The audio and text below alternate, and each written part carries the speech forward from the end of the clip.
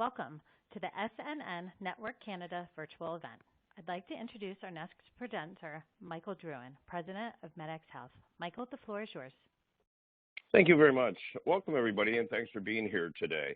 Looking forward to updating and for our new investors, giving a quick understanding of who we are and what we do. So MedX is the leader in teledermatology, and that's a pretty bold declarative statement I'm going to make here, but let me back that up a little bit and then explain how we make revenue and what we do. So when I say that we're a leader in teledermatology, anybody who wants to be in the space, so telehealth is the ability for, and COVID has made this a very high priority. Companies like Teladocs and things like that have proven that to be the case. Patients still need to be able to get at their doctors and at specialists as well. So telehealth is the ability to take your concerns as a patient to a specialist or to a GP that then can redirect you to a specialist if need be. Teledermatology falls into that subset, the ability to take a patient and get them into a dermatologist. The skin's the largest organ on the body, so this is something that we want to be able to control.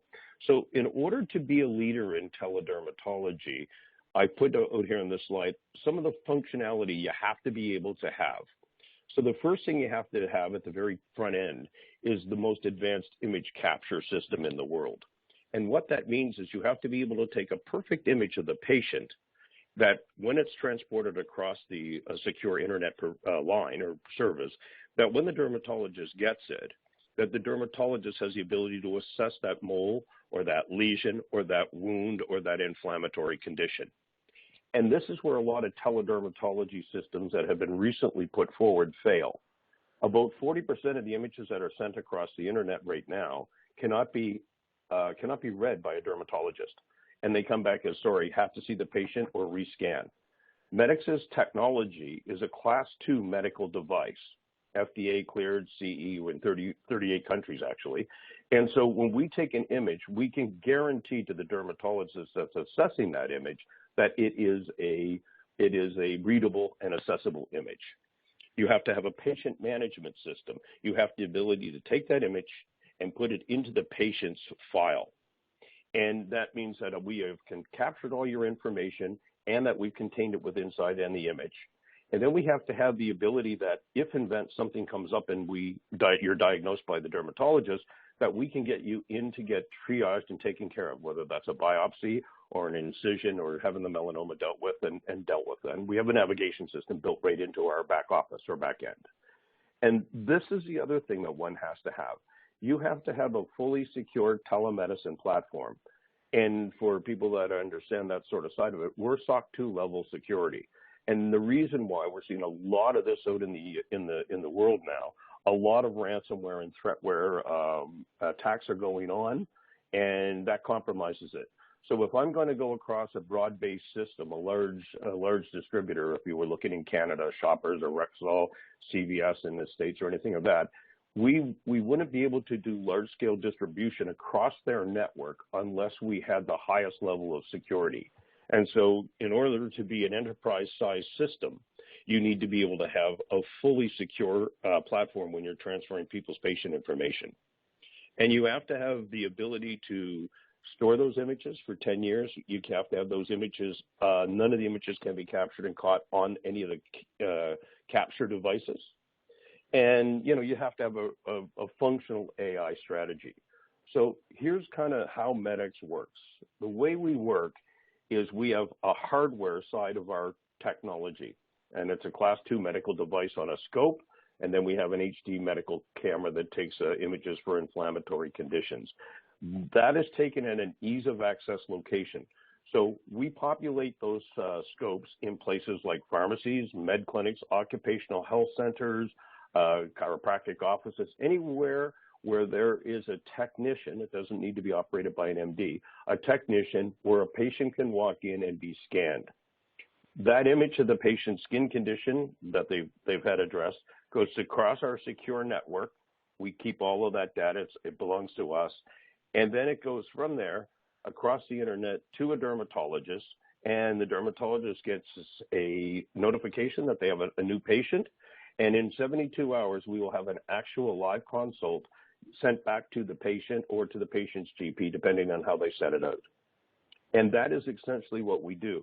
Where we get paid in the transactional side on this is the clinics will pay, and I'll give the numbers out here in a little bit here. They'll pay for the hardware up front, and then they'll pay every time a transmission goes across our internet using the patient's information, we get paid a fee.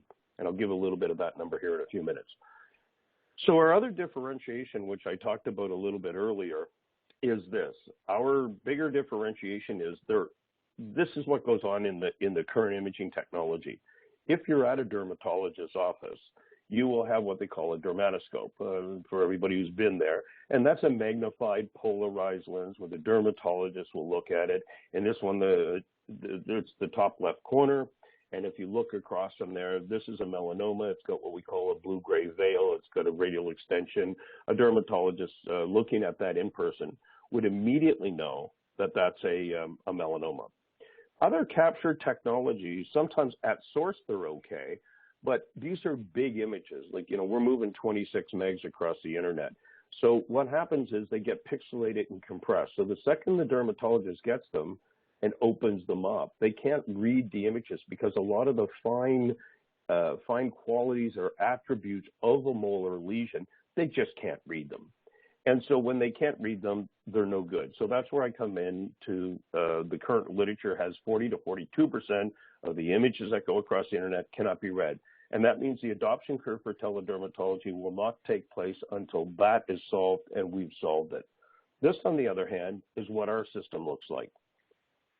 This is a real patient. This was a patient that was looked up by a GP, 3 different GPs, and they said this patient was fine. This individual was one I actually caught, but this patient had a melanoma. It's what we call in the top left corner. It's called an ugly duckling. When we look at it with our clinical camera, the dermatologist can see that it's asymmetrical, it's double colored, it's elevated. It's got all the signs of a melanoma. But our technology allows us to give a dermoscopic view, and we can also, with our spectrophotometric, go 2 millimeters below the skin's body, below the skin level, and we can see below the molar lesion what kind of disorganization is taking place. And if you're a trained dermatologist, as soon as you see these other artifacts, you know immediately that's a melanoma and that needs to come out. In that case, this came out instantaneously. This patient was a single mom. If we hadn't have been able to get that out 8 months from the date of that time, we did this in less than 72 hours, that patient would have been to a stage 4 melanoma. And a stage 4 melanoma costs the healthcare system about $1 million and has very poor outcomes. Its 5-year survival rate's about 20%. Whereas if we catch it at a stage 1 melanoma, the survival rate goes up to, the survival rate's about 97%. And then there's these melanomas that our technology captures. These are called nodular melanomas. Now, these are very difficult because what these melanomas, they're no bigger than the end of a head of a pencil or an eraser tip. But you can see with this particular image, it's got this, what they call ethereal blush off to the side of it. But we can look below the skin surface and see these artifacts that shouldn't be there. So this is what we call a nodular melanoma. So if you ever hear of any of your friends or anyone who all of a sudden in 11 to 21 weeks have passed away of a skin cancer, this is the one that got them. This is it goes straight vertical, gets into the blood supply, goes metastatic right away. So that's what we can do. And if you go onto any sort of dermatology sites, you'll never see them deal with pigmented lesions. We deal with pigmented lesions because those are the ones that kill you. And then we have a secondary camera, which is this camera, and that allows us to do with all the other skin conditions. That camera allows us to take care of people that have psoriasis and rosacea, acne, and tropical rashes and skin parasites and things of that nature. So we can now, with the both camera systems, we're essentially a digital dermatologist in a box. So what happens is we take the images, it comes into your patient management system. The patient management system collects all kinds of monetizable data about you. We know, we send out information that goes ahead of the time to the dermatologist. So what's your concern is if you were literally in the derm's office, We know where we scanned you, what center we scanned you, what dermatologist dealt with it, and what the assessment was. We know where it was located on your body, and we also have an image capture. And that just sits up in the cloud under storage with AWS for 10 years, and you can come back in at any time and have that rescanned if it's changed at any level. So that's another functionality of our technology. So our marketplace really deals with sort of three vertical markets if you look at us. The first market is pigmented lesions, which no other system really will do. Number one, pigmented lesions. We deal with the stuff that can kill you, the melanomas. Our secondary market that we deal with is the bigger market, which is the inflammatory conditions. So people that have basal cells, have acne and rosacea, things of that nature. And it follows the same patient pathway. And by midway next year, we'll finish off our wound management side. And the wound management is a huge opportunity for us to go into retirement homes. And this came from one of our medical advisory board meetings where I was finding out that people that are sitting in retirement homes that have what they call pressure ulcers or diabetic ulcers and skin wounds that just aren't healing, they have to take those patients, put them in an ambulance, take them down to the hospitals. A derm student comes out. They have no way of tracking whether it's working. It's a very expensive, costly way to deal with the patient care. Our ability to take the wound management side and go in and deal with that with both of our camera systems is a huge advantage into that market. And so we're building the patient pathway to make sure we've got that all complete. And then that allows us to put the right kind of topical treatments onto wounds and making sure that we can continuously monitor them along the way. And a wound management specialist can actually deal with the patient. So that's another vertical market that we're just opening up. And then I'll say the other thing is AI strategy. We have a very different AI strategy than a lot of the other sort of telemedicine telederms. A lot of them are trying to essentially do this. A lot of the telederm systems that are out in the marketplace are trying to get artificial intelligence to read the patient's wound or lesion and be able to render a decision. We think that's a false flag. We don't think that's the best use of artificial intelligence as it relates to that. Couple of reasons. High risk liability on that. This AI software is very bad at analyzing skin lesions.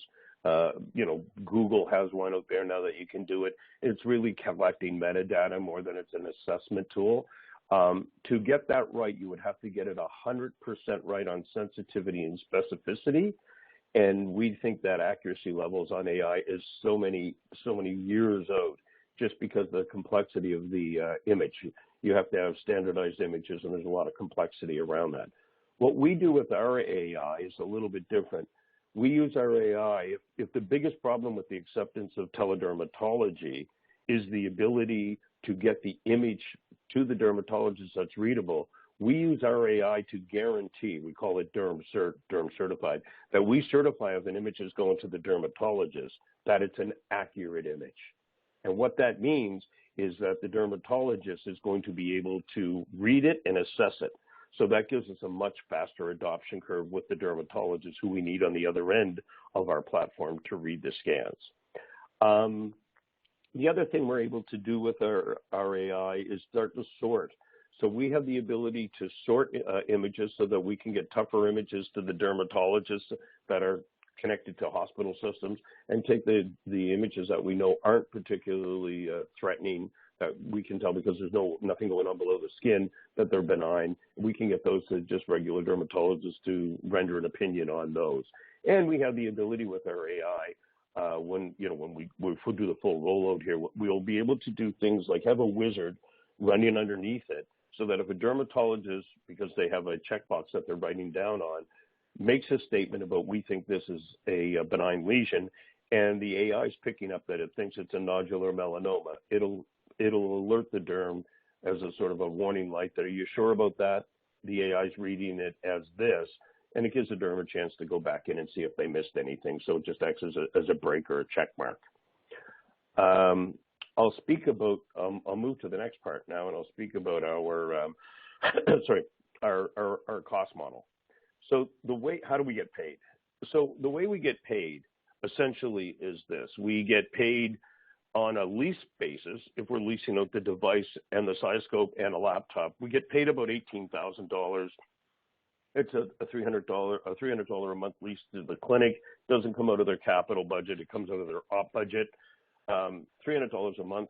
They lease the hardware. And then on the transaction side, every time an image is taken and a patient is sent across our secure platform, collected and everything like that, we make in a minimum $10 a market in some of our poorer markets. And in our wealthier markets, we make $50 per what we call e-consult. And an e-consult is patient's information along with the images sent to a dermatologist.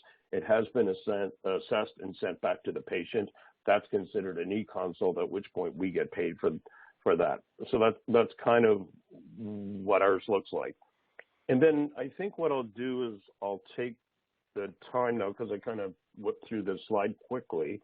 I'll go into the sort of the summary piece here and just sort of talk a little bit about that. So MedX is cleared for sales. We're a Class 2 medical device. Okay, we're a Class 2 medical device. We're for sale right now in 35 countries. Our platform, which is really the heart of MedX, is called Derm Secure, and it's fully commercialized and used for dermatologists internationally. We do have a recurring SaaS model. I'll speak to that. We're expanding quickly now into Italy, the U.S., the UK, Switzerland, Canada, and the Middle East. A lot of those announcements we've just made recently, and I'll speak a little bit to those. And we've just added the additional HD camera this year. And that opens us up to a much larger marketplace because there's a lot more inflammatory conditions than there are melanomas and what we call pigmented lesions. So we'll start to continue to build our AI strategy, and that's running now, but we'll continue to enhance it over the time. And our key here is to, open up a host of pilots. And I think I'll just talk a little bit about that before I break into kind of the most recent rash of press releases. I think this is probably the most important part I'll say. What we've been doing, if people are paying attention and how we're going to guide people here, is we've been doing a host of pilots. You would have noticed we've just done 5 in the last few weeks. The way MedX has now figured out our commercialization strategy is this. We pick a really good partner. And I'll just take the El-Zahari Group, for example. We have a pilot running with them. This is a company that's in the Middle East that's as big as McKesson, if you will, is in the U.S. market. They took 6 months of due diligence with us. 6 months. They went through due diligence with us before they added us to their demo platform. The pilot that we're doing it in 4 different locations. There's a minimum of 1,000 patients going through on the throughput. We never do a pilot that isn't paid for at full commercial rates. So these pilots are to test the market, to make sure that our distributor understands our technology and can get to market with it. We finish the pilots and we both look at endpoints to say, here's what we committed to delivering. Did we deliver them? And here's what you committed. Do you feel that we can move into a commercial arrangement now? And at that point in time, we go into a full commercial arrangement, which is, extending a full commercial distribution agreement to them. So pilots shouldn't be viewed by shareholders as, well, they're just doing pilots. These are actual commercial term pilots that are done so that we can assess the distribution channel partner and they can assess that we're delivering what we're saying we're going to deliver. And then what we'll do, because of the long lag time between when we report our revenue numbers and when they show up, we've just added a new component to our website called Where Can I Get Scanned? And this will start to show you where in the world we're populating these devices everywhere, where they're going. We'll start to update those automatically every couple of weeks. And then what we'll put in there is a counter. So our shareholders will be able to understand, well, I know the minimum amount they get is $5,000 for the hardware. So if I see 80 sites have gone up in the last quarter, then I can take those 2 numbers and multiply them together. And then we'll start to measure how many e-consults we do and publish those as well, so people can look at those numbers, shareholders, and say, well, I know the minimum amount they make is $15 a scan or $10 a scan at the worst. And we know they make as high as $35, $50 in some areas. Somewhere in there's a blended rate, and we'd use the number 15. And if I multiply those 2 numbers together, I can kind of see the revenue traction and how they're doing. And so I think this is a really good year for us. This is where we're just starting to really get a lot of revenue, a lot of traction in the market. So you should start to see a lot more pilots from us and a lot more success over the ensuing year. 2022 looks to be a very, very good year for us. And then I'm at 12:20 right now, so I'm going to stop, and I'm going to go to the Q&A and come down and start to look at that. What is your vision? Where would you like to be? Okay, and that's a good question. Where are we going to be in the next 12 months? So, you know, under safe haven and sort of safe harbor, what I would say is, you know, we think minimum we'll deploy next year is over 800 scopes next year into the market. That would be our internal management worst case sort of scenario that we would look to expect from what we have in our MOUs currently existing. If we get those in, and our idea of a perfect sale is that the amount of e-consults go through that are completed, that we have a happy patient at the other end. So our KPIs are we're measuring the amount of completed consults that we do in each one of the jurisdictions we're in. That gives us an idea of success. So our first kind of longer term pilot that we did was in the Netherlands. We've done over 6,000 scans in that market. We've caught well over 217 melanomas. We're just finishing off the pilot phase that's over, and that will move to full commercial terms in the Netherlands. And that really is kind of what we figured out as a model now. So then there's another good question here that is, what is the length of time between measurable revenue from the point of a pilot completion? I think that's probably a really good question, Steve. I hope I addressed that a bit, but really that question is, all our pilots are paid for, and we do it under real world experience. So there's no sense of us saying, let's give these scans for free and let's give the hardware for free and let's see how successful it is. Well, first of all, nobody will be committed to use it because it's free. And two, patients will get a false sense of that, oh, this is free. So what we do in every environment, we do a pilot. It is a commercial transaction that we're doing. So there really is nothing in the difference about the measurable time between when we start a pilot and revenue coming in. The only difference is the amount of deployment. So these are usually, the pilots are contained to maybe 4 or 6 locations, a couple thousand patients throughput. At some point in time in that, we can either stop it because we go, yeah, we're ready to go, or we'll let it run to its full duration so we can try 2 quarters with it in different seasons and see if that makes a difference. But we get paid immediately. Are there any further approvals required for your product, or can the company simply focus on sales and show growth? That's a great question. Yeah, we're under a fairly heavy amount